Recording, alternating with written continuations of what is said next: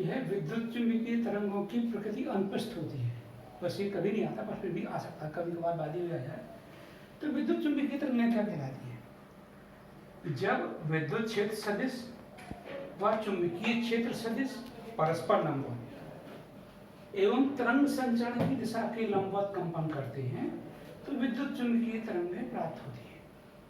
ये विद्युत माने विद्युत क्षेत्र सदिश, जैसे एक्स, वाई और जेड तीन अक्ष हैं।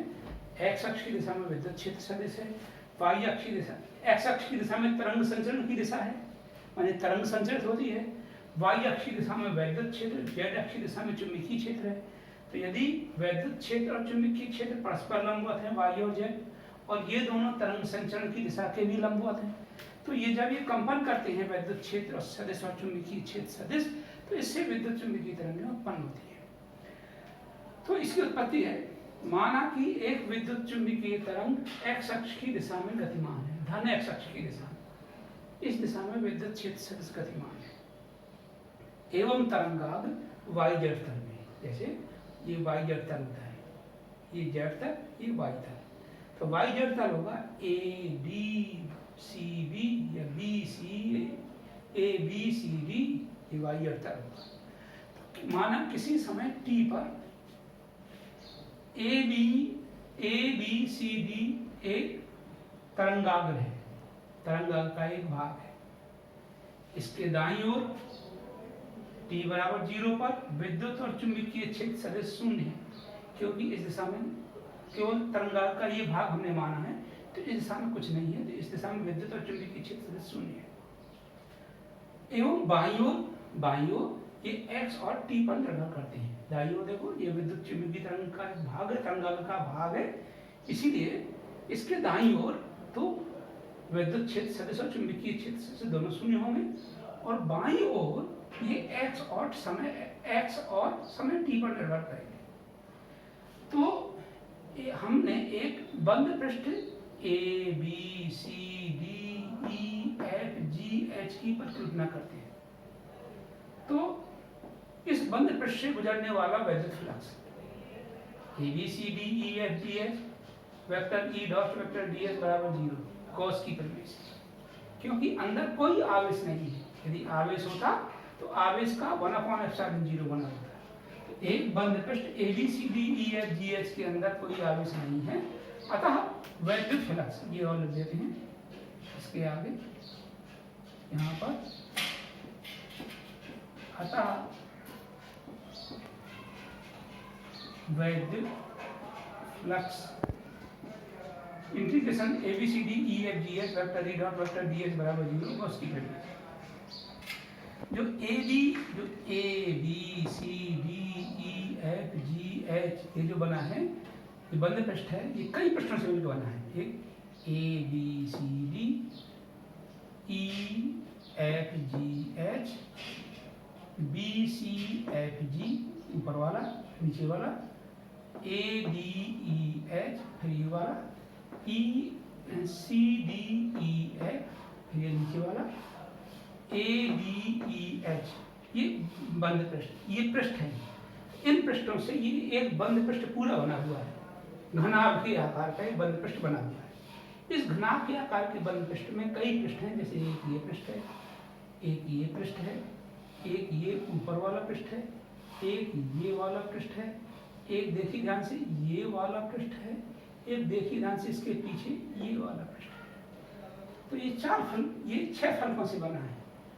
तो फलक A B C D vector E dot vector D S, A B C D vector E dot D S, इसका vector plus E F G H vector E dot vector D S plus B C F G vector E dot vector D S plus नीचे वाला A D E H vector E dot D S plus इसका C D E F vector E dot D S plus A B G H vector E dot vector D S बराबर 0 समीकरण number 1। क्योंकि क्षेत्र सदिश y और z पर निर्भर नहीं करता, क्योंकि क्षेत्र सदिश x अक्ष की दिशा में है, y z पर निर्भर नहीं करता, इसीलिए y और z से जो गुजरने वाले फलकों का वैद्युत फ्लक्स है वो बराबर और विपरीत होगा, या टोटल वैद्युत फ्लक्स शून्य होगा। किसका किसका? ऊपर वाले फलक का और नीचे वाले फलक का बराबर विपरीत होगा। इधर वाले फलक का और उधर वाले फलक का बराबर और विपरीत होगा। क्यों क्यों बराबर और विपरीत होगा? क्योंकि इसका क्षेत्रफल वेक्टर ऊपर की ओर है और वेक्टर क्षेत्र इधर की ओर है, दोनों में 90 डिग्री का कोण है। इस तरह से हम देखें तो क्षेत्र सदिश y और z पर निर्भर नहीं करता, इसलिए ऊपर वाला बी सी बी ये वाला वैद्युत फ्लक्स और इसका नीचे वाला वैद्युत फ्लक्स बराबर विपरीत होगा, यानी बराबर माइनस होगा। और ये वाला वैद्युत फ्लक्स और ये वाला वैद्युत फ्लक्स बराबर और विपरीत होगा। तो ये जो दो तो इसका मतलब इसको इधर लाएंगे तो बराबर 0 हो जाएगा, इसको इधर लाएंगे तो ये बराबर 0 हो जाएगा, उन दोनों से गुजरने वाला कुल वैद्युत फ्लक्स 0 होगा। फिर ध्यान से ऊपर वाला फ्लक्स नीचे वाला फ्लक्स इससे गुजरने वाला टोटल वैद्युत फ्लक्स 0 होगा, और इधर वाला वैद्युत फ्लक्स, इधर वाला मतलब ए बी जी एच और इसके पीछे वाला ई एच सी डी, इससे गुजरने वाला वैद्युत फ्लक्स इधर की ओर, इसका इधर की ओर, तो बराबर और विपरीत टोटल 0 हो जाएगा। तो ये मान हम इस समीकरण में रखेंगे। तो ये 4 हैं, हमें ये इसका टोटल 0 होगा। इसका मतलब हुआ integration A B C D, ये और ये दो बचेंगे, plus integration E H D H E dot D H बराबर 0। तो ए बी सी डी का हो जाएगा ई एक्स डी एस कॉस 0। इसमें देखो ये क्षेत्रफल वेक्टर की दिशा है, ये वैद्युत क्षेत्र सदिश की दिशा है। तो ए बी सी डी जो तरंगाग्र है इस दिशा में क्षेत्रफल वैद्युत क्षेत्र सदिश और क्षेत्रफल वेक्टर दोनों एक ही दिशा में है, इसलिए यहाँ cos 0 हो जाएगा। यहाँ पर ये क्षेत्रफल वेक्टर इधर बाहर की ओर होता है, पढ़ाया था आपको कि क्षेत्रफल वेक्टर की दिशा क्षेत्रफल की लंबवत बाहर की ओर होती है। तो ये क्षेत्रफल है, इसके लंबवत बाहर की ओर होगी। तो और ई डैश एक्स वैद्युत क्षेत्र सदिश इधर की ओर है, तो ई डैश एक्स और क्षेत्रफल वेक्टर की दिशा में 180 डिग्री का कोण है। तो ई dash x D S cos 180 का मान ऋण 1 होता है, तो धन ऋण बाहर आ जाएगा, ई डैश एक्स को बाहर निकालेंगे। अब देखो ध्यान से, इसका क्षेत्रफल और इसका क्षेत्रफल दोनों बराबर होंगे। इस तरंगा कौन सा तरंगा का ए बी सी डी और इस तरंगा का ई एफ जी एच का क्षेत्रफल दोनों बराबर होंगे। तो A B C D integration A B C D D S बराबर integration E F G H D S, इसका E F G H D S, इस दोनों का क्षेत्रफल माना कि हमने एस क्षेत्रफल हमने माना। तो ये E X S minus E dash X बराबर 0, एस को मान लेंगे E X minus E dash X बराबर 0। तो ई एक्स बराबर एस तो 0 नहीं हो सकता कभी, एस कभी 0 नहीं होता, क्षेत्रफल कभी 0 नहीं होता। तो ये हो जाएगा ई एक्स बराबर ई डैश एक्स। इसका मतलब यह हुआ कि तरंग संचरण की दिशा में वैद्युत क्षेत्र सदिश नियत है, और जब नियत है तो कंपन करेगा ही नहीं। तो यही है, वैद्युत क्षेत्र सदिश नियत है और नियत क्षेत्र कोई तरंग उत्पन्न नहीं करता। माने नियत जो विद्युत क्षेत्र सदिश है ये कोई तरंग उत्पन्न नहीं करता, अर्थात तरंग संचरण की दिशा में वैद्युत क्षेत्र सदिश शून्य होगा। दूसरा कंक्लूजन निकलता है या तो ये इसके बराबर 0 होगा या ये दोनों बराबर 0 होगा। तो इसका मतलब ये है, ये तो हो नहीं सकता, क्योंकि तरंग संचरण की दिशा में वैद्युत क्षेत्र सदिश नियत है और नियत वैद्युत क्षेत्र कोई तरंग उत्पन्न नहीं करता, इसलिए तरंग संचरण की दिशा में वैद्युत क्षेत्र सदिश शून्य होगा, अर्थात तरंग संचरण की दिशा में वैद्युत क्षेत्र सदिश शून्य होगा। इसी प्रकार हम निकाल सकते हैं कि तरंग संचरण की दिशा में चुंबकीय क्षेत्र सदिश बी एक्स भी 0 शून्य है, अर्थात तरंग संचरण की दिशा में वैद्युत व चुंबकीय क्षेत्र सदिश का कोई घटक नहीं है। माने तरंग संचरण की दिशा में न वैद्युत क्षेत्र सदिश है और न ही चुंबकीय क्षेत्र सदिश है, अतः वैद्युत क्षेत्र सदिश एवं चुंबकीय क्षेत्र सदिश तरंग संचरण की दिशा के लंबवत हैं, इसलिए ये विद्युत चुंबकीय तरंग की प्रकृति अनुप्रस्थ होती है। तो इस प्रकार से हम सिद्ध कर सकते हैं कि विद्युत चुंबकीय तरंग की प्रकृति अनुप्रस्थ होती है। इसको आप समझो। देखिए, विद्युत चुंबकीय तरंग विद्युत व चुंबकीय क्षेत्रों के परिमाणों में संबंध, माने विद्युत क्षेत्र और चुंबकीय क्षेत्र के परिमाण में संबंध इस सीबीएसई में आते हैं, हमारे उत्तराखंड बोर्ड और यूपी बोर्ड में नहीं आते, पर फिर भी दिया जाए तो हम इस तरह से हम लगाते हैं। अभी तो मैं समझाया था कि विद्युत क्षेत्र सदिश और चुंबकीय क्षेत्र सदिश परस्पर लंबवत होता है और तरंग संचरण की दिशा के भी लंबवत होता है। तो विद्युत चुंबकीय तरंग एक्स अक्ष की दिशा में है गतिमान है, विद्युत क्षेत्र सदिश y अक्ष की दिशा में एवं चुंबकीय क्षेत्र सदिश z अक्ष की दिशा में। तो वैद्युत क्षेत्र का परिमाण होगा E बराबर E वाई जे कैप E0 साइन के एक्स माइनस ओमेगा टी जे कैप। ये जैसा न्यूमेरिकल में दिया है ओमेगा टी माइनस के एक्स भी हो जाता है। और वैद्युत क्षेत्र सदिश y अक्ष की दिशा में है, इसका मतलब यह हुआ कि x अक्ष और z अक्ष की दिशा में वैद्युत क्षेत्र सदिश 0 होंगे, तो इसलिए Ex बराबर Ez बराबर 0 होगा। चुंबकीय क्षेत्र सदिश का सूत्र है वेक्टर B बराबर Bz k कैप, माने चुंबकीय क्षेत्र z अक्ष की दिशा में है, k कैप एकांक वेक्टर है। ये बीच में जो ऋण का चिन्ह आता है तो यह प्रदर्शित करता है कि ये धन x दिशा में गतिमान होता है, और यदि धन का चिन्ह आता तो पता चलता है कि ऋण x दिशा में गतिमान होता है। तो B0 साइन के एक्स माइनस ओमेगा टी के एक्स है। यहाँ पर E बटे बी या E0 बटे B0 का मान C कहलाता है, प्रकाश के वेग के बराबर होता है। यहाँ तरंग सदिश संचरण नियतांक या तरंग सदिश परिमाण, तरंग संचरण नियतांक भी कहते हैं, जो K लिखा है यहाँ यहाँ या यहाँ, इन दोनों जगह K का मान 2 पाई बटे लैम्डा होता है। जैसे ये न्यूमेरिकल हल करना है, इस बार 2008 CBSE में बोर्ड में आया था। एक विद्युत चुंबकीय तरंग का वैद्युत क्षेत्र सदिश निम्न है। Ey बराबर 30 साइन 2 गुणा 10 की घात 11 टी प्लस 300 पाई एक्स वोल्ट पर मीटर है। तरंग दैर्घ्य ज्ञात करना है और चुंबकीय क्षेत्र का परिमाण भी ज्ञात करना है।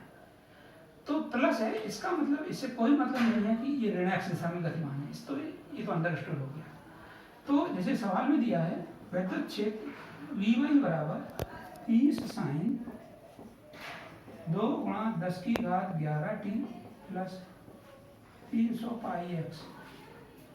Ey बराबर E0 साइन, जैसा समीकरण दिया है वैसे से ही तुलना कर ले, के एक्स से तुलना कर ले। तुलना करोगे E0 का मान हो जाएगा 30 और ओमेगा का मान हो जाएगा 2 गुणा 10 की घात 11 और k का मान हो जाएगा 300 पाई, परंतु k बराबर होता है 2 पाई बटे लैम्डा, तो k की जगह रख देंगे 300, 300 बराबर 2 पाई बटे लैम्डा, 300 पाई, k का मान 300 पाई है, पाई से पाई कट जाएगा, तो लैम्डा बराबर हो जाएगा 2 बटे 300 माने 1 बटे 150 मीटर। अब हमें जैसे B0 होता है सूत्र Bz बराबर B0, तो हमें B0 का मान पता होना चाहिए। E0 बटे B0 बराबर C, C का मतलब है 3 गुणा 10 की घात 8, तो E0 30 बटे B0 बराबर 3 गुणा 10 की घात 8, इसीलिए B0 बराबर 3 गुणा 10 की घात 8 बटे 30 बराबर 10 की घात 7, और ये हो गया टेस्ला। चुंबकीय क्षेत्र का मतलब टेस्ला होता है। तो जैसे Bz बराबर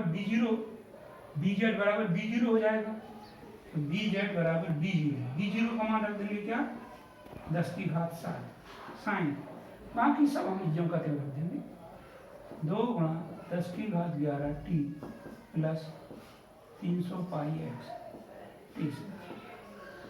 इस तरह के न्यूमेरिकल कभी कभी परीक्षा में आ सकते हैं, तो इस तरह के न्यूमेरिकल हम पकड़ लेंगे इससे। नेक्स्ट है पियोंटिंग सदिश। विद्युत चुंबकीय तरंगों में ऊर्जा प्रवाह की दर को पियोंटिंग सदिश P कहते हैं, P से प्रदर्शित करते हैं। P बराबर vector E cross vector B upon mu 0, और B यदि टेस्ला में है तो B बटे म्यू 0 करेंगे तो H जो हो जाएगा ये H एम्पियर पर मीटर में आएगा। इसमें जो H है, H का मात्रा हो जाएगा एम्पियर पर मीटर। अब विद्युत चुंबकीय स्पेक्ट्रम, ये आपको याद रखना है क्रम, क्योंकि परीक्षा में अक्सर आता है ये आवृत्ति के घटते क्रम में, तरंग दैर्घ्य के बढ़ते क्रम में क्या स्थिति है, मैं अभी आपको समझाता हूँ। पहले क्रम समझूंगा। गामा किरण है, एक्स किरण है, परावैगनी किरण है, दृश्य प्रकाश, अवरक्त किरण है, सूक्ष्म तरंग है, रेडियो तरंग है। जो दृश्य प्रकाश है ये 7 कलर से बना होता है, video, violet, indigo, blue, green, yellow, orange and red. तो याद रखिए, वायलेट से एवं अल्ट्रावायलेट, अल्ट्रावायलेट माने परावैगनी किरण है, रेड से नीचे इंफ्रारेड, इंफ्रारेड माने अवरक्त किरण। तो ये आपको सबसे पहले परेशानी ये आती है कि परीक्षा में आता है कि तरंगदैर्घ्य दी होती है या आवृत्ति दी होती है, तो ये आवृत्ति किस तरंगदैर्घ्य में आती है। सभी प्रकाश की चाल से चलते हैं। जैसे यदि कोई आवृत्ति न्यू दी है तो सभी प्रकाश की चाल से चलते हैं, तो c बराबर होता है 3 × 10⁸, c बराबर होता है न्यू लैम्डा, लैम्डा बराबर हो जाएगा c/न्यू, यानी 3 × 10⁸ बटे जो आवृत्ति दी हो वो ये मीटर में आ जाएगी। इसको एंगस्ट्रॉम में कन्वर्ट कर लेंगे। तो एंगस्ट्रॉम में जब कन्वर्ट हो जाए तो याद रखिए कि 1 एंगस्ट्रॉम से 100 एंगस्ट्रॉम के बीच यदि कोई आती है तो एक्स किरण कहलाएगी। और जो दृश्य प्रकाश होता है वो 4000 एंगस्ट्रॉम से 7800 एंगस्ट्रॉम तक होता है। और सूक्ष्म तरंगें 1 मिलीमीटर से 1 मीटर तक होती है। माने ये क्या है, ये तरंगदैर्घ्य के बढ़ते क्रम में है। तो जैसे आप समझना है, 1 एंगस्ट्रॉम से कम गामा किरण, 100 से एंगस्ट्रॉम से अधिक पर 4000 से कम परावैगनी किरण, 7800 से ज्यादा 1 मिलीमीटर से कम अवरक्त किरण, 1 मीटर से ज्यादा रेडियो तरंग। तो इस तरह से आप याद कर सकते हो। जैसे आप ये होता है E बराबर h न्यू बराबर hc/λ। तो ये है, ये जो नीचे है ये है लैम्डा का बढ़ता क्रम या आवृत्ति न्यू का घटता क्रम,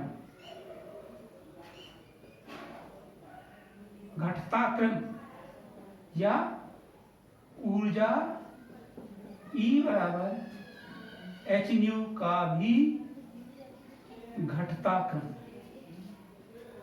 ये क्रम जो नीचे दिए हैं इस तरह से, जैसे लैम्डा बढ़ेगा तो आवृत्ति घटेगी, तो आवृत्ति घटती चली जाएगी।